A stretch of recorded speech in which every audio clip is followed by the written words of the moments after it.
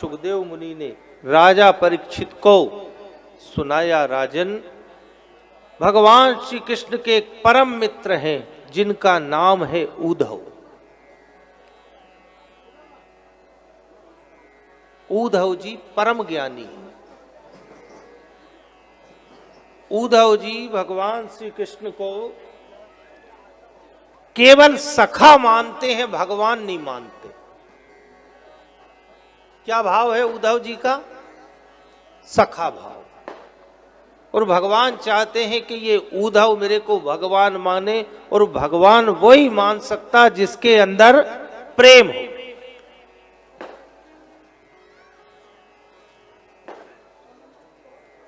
भगवान श्री कृष्ण ने उद्धव जी से कहा, भैया उद्धव, तुमको ज्ञान बहुत है और वो गोपियां अज्ञानी है, तुम उन गोपियों को ज्ञान देने चले जाओ। उद्धव जी ने वेद पुराण शास्त्रों को रखा, रथ में रखा, और उद्धव जी चले कहां? उद्धव जी चले कहां? मथुरा से वृंदावन। काय के लिए? गोपियों को ज्ञान देने। देखो, उद्धव जी अपने आप को ज्ञानी समझते, और यही सबसे बड़ा दोष है। हरि मिलन को चालिए तजी माया अभिमान।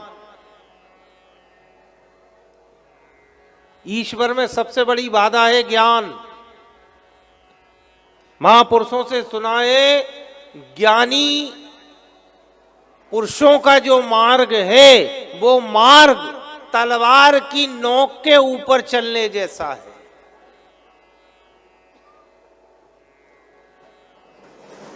ज्ञानी को बहुत खतरा होता, साहब अच्छे अच्छे ज्ञानी निपट गए।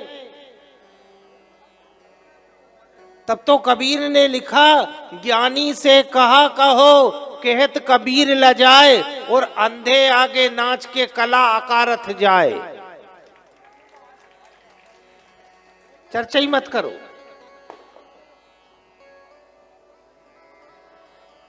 ज्ञानी आदमी को कोई नहीं समझा सकता साहब, अज्ञानी को समझा दो।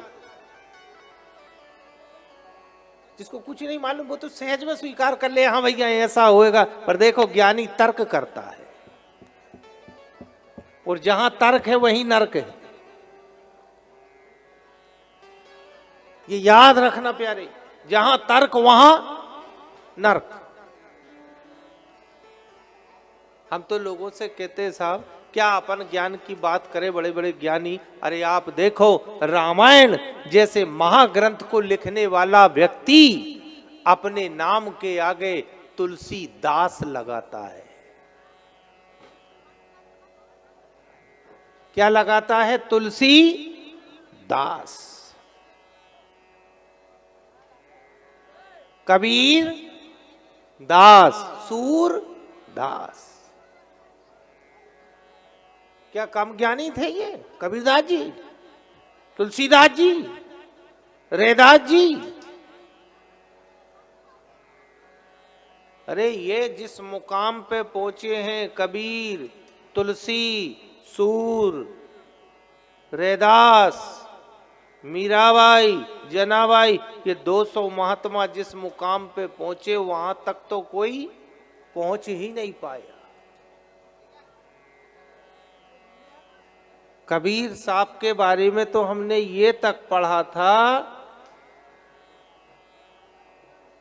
उन्होंने सशरीर परमात्मा का धाम देखे आए थे।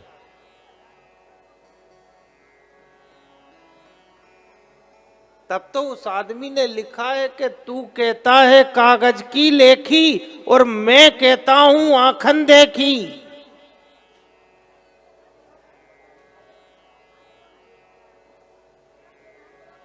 बहुत ऊंची चीज थी साहब। कबीरदास, तुलसीदास, रैदास, पर एक को भी ज्ञान का अभिमान नहीं था साहब।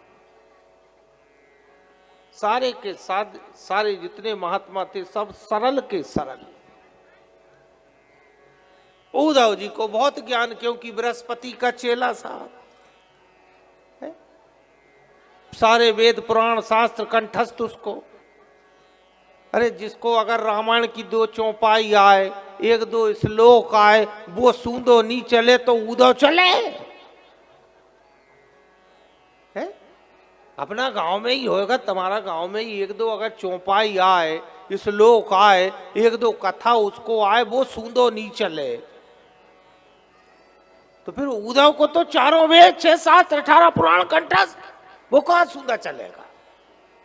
पर देखो उद्धव जी सायंकाल का समय और रथ में बैठकर ब्रजमंडल में पहुंचे। जैसे ही सायंकाल के समय पहुंचे वैसे ही उद्धव जी ने क्या देखा, हर घर में दीपक जल रहे हैं पूरे ब्रजमंडल में, और हर घर से आवाज आ रही, श्री कृष्ण है शरणम मम, श्री कृष्ण है शरणम मम, सब बोल रहे हैं। उद्धव जी सायंकाल के समय नंद भवन में पहुंचे और नंद बाबा ने उठकर उद्धव जी का स्वागत किया। पधारिए, आप कहां से आए? मैं मथुरापुरी से आया। कौन है आप? मैं श्री कृष्ण का सखा मित्र हूं। गोपियों को ज्ञान देने के लिए श्री कृष्ण ने मुझे वृंदावन में भेजा है। गोपियों से मेरी भेंट कराओ। नंद बाबा ने कही वो प्रातः काल आएंगी, अभी तो वो सब चली गई, आप रात्रि विश्राम कीजिए। रात्रि विश्राम किया, माँ यशोदा से मिले, और उद्धव जी ने माँ यशोदा की जो स्थिति देखी भगवान के वियोग में, माँ यशोदा की आंखों से झरझर आंसू बह रहे हैं। उद्धव जी को भोजन परोसे माँ यशोदा, पर बार बार एक ही बात कहे, भैया उद्धव मेरा कन्हैया कैसा है। उसको वहां माखन मिश्री कोई देता है कि नहीं देता? वो यहाँ सुबह उठते से ही माखन मिश्री मांगता था। अरे उद्धव जी ने कही, माँ वो द्वारिका मथुरापुरी है, वहां कोई माखन मिश्री की कमी है क्या? शहर है, भले मथुरापुरी राजधानी है, पर ये बताओ माखन मिश्री मिलती है कि नहीं मिलती? उद्धव जी भोजन करते रहे, माँ यशोदा पूछती रही। भोजन के बाद विश्राम किया। प्रातः काल नंद भवन के दरवाजे पर उन गोपियों ने रथ खड़ा देखा, बड़ी प्रसन्न हुई। ओहो, लगता है आज हमारा कन्हैया आ गया। दौड़ के गई नंद भवन के दरवाजे पर, और जैसे ही नंद भवन में अंदर पहुंची तो एक सिंहासन के ऊपर एक पुरुष बैठा था। माँ यशोदा से पूछी, माँ ये कौन है? माँ यशोदा ने कही, ये कन्हैया का मित्र है, तुम्हें ज्ञान देने के लिए आया है। जैसे ही गोपियों ने सुना कन्हैया ने हमारे लिए संदेश भेजा है, उद्धव जी ने कहा, इधर आओ, मैं तुम्हें कन्हैया का संदेश सुनाता हूं। गोपियां बैठ गई, सुनाओ क्या संदेश दिया है। गोपियों तुम रोती क्यों हो कन्हैया की याद में? अरे कन्हैया तो सर्वत्र व्याप्त है, जले विष्णु, थले विष्णु, विष्णु पर्वत मस्तके, ऐसी कौन सी जगह जहां ईश्वर नहीं है? उसको सब दूर देखो। गोपियों ने कही, उद्धव ये ज्ञान तुम्हारे पास रखो। क्यों?